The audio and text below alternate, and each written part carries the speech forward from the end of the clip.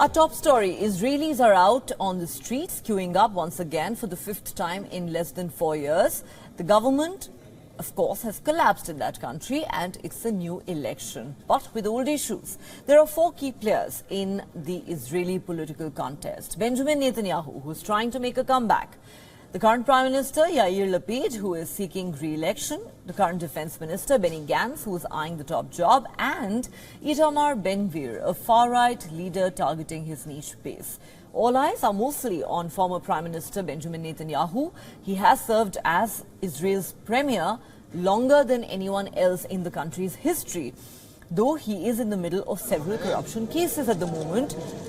Experts, though, point out that it's not affected his popularity. Netanyahu will most certainly emerge as the leader with the single largest party in the Knesset this time.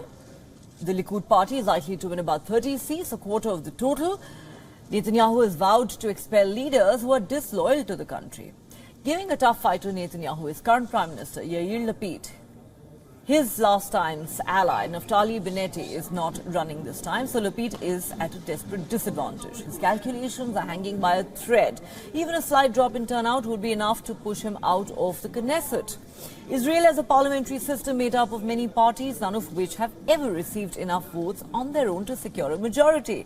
A similar scene is likely to play out this time as well. What it means is that parties will have to team up to form the government, and with coalitions come differences. In order to form a government, Netanyahu and Lapid both will need help. This is why smaller parties have an important role. They are often referred to as the kingmakers. 61 seats are needed to head the government in Israel. הבחירות האלה הן בין העתיד לבין העבר. אז תלכו היום להצביע בשביל העתיד של הילדים שלנו, בשביל העתיד של המדינה שלנו. תצביעו טוב, שיהיה בהצלחה לכולם. תודה רבה. It's a debut for Defense Minister Benny Gantz with the new National Unity Party. He's aiming for a strong showing. Netanyahu has already vowed not to partner with Gantz. Religious Zionist parties eyeing a coalition as well. Experts say it could be the largest extreme right-wing group ever seated in Israel's parliament. Security and surging prices have topped the list of voter concerns this time round. However, voters seem to be exhausted, and that could hurt the turnout. In fact, reports say the turnout could be historically low.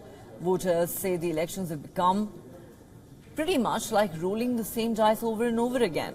The same few leaders keep contesting on the same issues.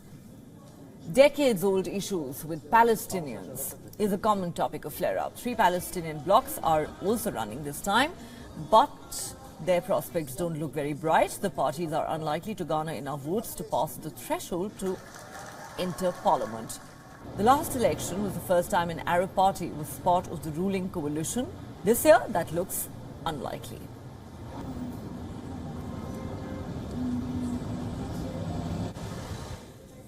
For more on this big story in Israel, we are joined by Alex Greenberg, a research fellow at the Jerusalem Institute for Security and Strategy. He's also a political analyst. Thanks very much for speaking to WION, Mr. Greenberg. Now, this is the 5th election that Israel is witnessing in less than 4 years. Goes without saying that there is a lot of voter fatigue.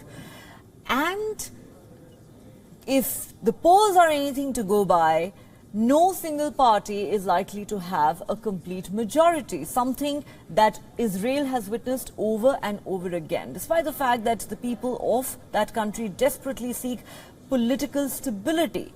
So what can we really expect from this election? As you say, one expects not so much from this election because, as you have just mentioned, no party is slated to gain 61 seats to form a coalition. That's a problem. And that there is the first problem. There is also another problem that there are too many parties who are not ready to sit with each other. This is a sine qua non for forming a coalition. Say Likud or Yesh Atid may gain not 61 seats, but in a majority of seats to start negotiating a coalition.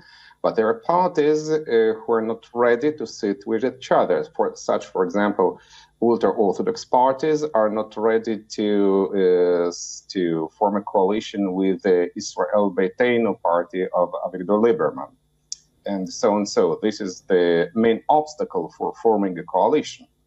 And overall, there is no so much ideological dispute over the election. It is mostly, I would say, identity politics and the personality of the former Prime Minister Benjamin Netanyahu, who exploits the current turmoil for his advantage. But it is not about ideological gaps between, let's say, Likud and Yesh Atid. There are no such contentions. It is about the personality of a prime minister and what he represents, because it's not only about him, whether for Mr. Netanyahu is bad or good, but it is also about other methods of political bickering that he exacerbates using other parties and likewise his rivals. Okay, Mr. Greenberg, like you said, there are very few ideological differences that set one party apart from another, but is corruption really an issue in this election? Because opinion polls seem to suggest that despite all the corruption allegations against him, former Prime Minister Benjamin Netanyahu, it seems, is all set to emerge as the front runner, with the Likud party likely to emerge as the single largest party in parliament, even if it does not win a majority on its own. And would it therefore be correct to say that, going by these indications, the current incumbent Yair Lapid is on a rather weak wicket? And a bigger question then is, given the entire scenario that we're looking at in terms of the numbers, is Israel likely to see yet another election a few months down the road?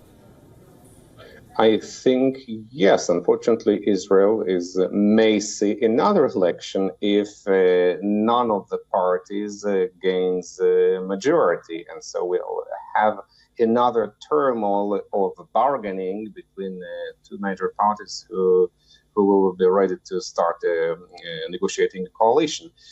Overall, yes, corruption is an issue, but here I should remark it is not about corruption in the sense that Prime Minister stole much money or something like that. It is about some corruption schemes or that were against the law, such as, for example, the purchase of submarines and other issues that the Prime Minister is accused of doing that over the years, including his family and so on. So it's not a theft; it's something else. Yet there is also another opinion saying that former Prime Minister Benjamin Netanyahu, despite all these issues, he always has been an outstanding world leader. He's a good strategist. The state of Israel's, the situation of Israel's economy over the years has been good also thanks to his efforts, including Abraham agreements with the Gulf countries. And overall, he was a very successful political leader of Israel. So there are very many people who logically think it's not nice that our Prime Minister is lawsuit for corruption. Of course, no one is happy of that. But if we have to make up our choice between a successful political leader under our geopolitical circumstances as Israel and a nice person who has no corruption files but has no experience, so we always chose the first. And likewise, there is an opposite opinion.